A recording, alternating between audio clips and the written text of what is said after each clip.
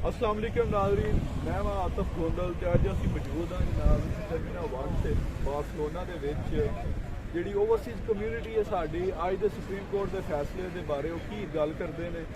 साडे नाल सजाद वड़ैच साहब मौजूद ने, इन्हां कोल पुछने हैं। वड़ैच साहब की आंदे अज के फैसले के बारे? जी बहुत शुक्रिया गोंदल साहब, बहुत अच्छा फैसला आया माशाल्लाह। सुप्रीम कोर्ट ने अपना जिम्मेदारी का इजहार किया और चीफ जस्टिस साहब ने अप्रीशिएट करने कि बेहतरीन उन्हें कारकर्दगी दिखाई है। तो बाकी इलैक्शन कमीशन तो भी असी उम्मीद करने, बाकी सियासतदानों तो भी ये दुआ भी करने कि अल्लाह करे फैसले उत्ते अमली तौर पर अमल होवे, ना कि निरा किताबी लिहाज नाले सफ़ियां दे विच ही मौजूद रहे, लोगों को पता लगे, आवाम को इसका फायदा होवे।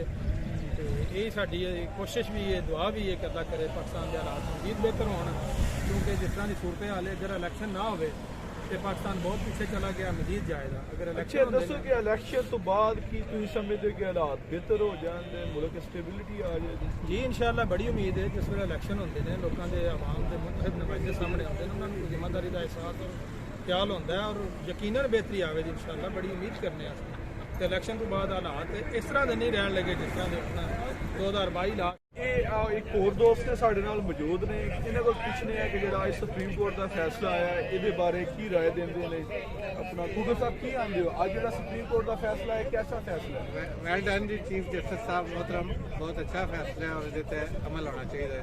साड़ी ख्वाहिश है कि पाकिस्तान में सियासी अमल जो पुरसकून हो और उहदे अमल दरामद हो, स्टेबिलिटी हो। अच्छा तुसी खुश हो इस फैसले से? मैं खुश हूँ जी। अच्छा दसो कि इलैक्शन अगर टाइम से हो जाते हैं कि इलैक्शन तो बाद पाकिस्तान के हालात बाकी बेहतर हो जाते? ये फ्यूचर की पेशिनगोई तो मैं नहीं कर सकता, लेकिन बेहतरी की तरफ जाना तो चाहिए, कोशिश तो करनी चाहिए। इलैक्शन तो बेहतरीन हाल है, सियासी स्टेबिलिटी। जी बहुत शुक्रिया जी।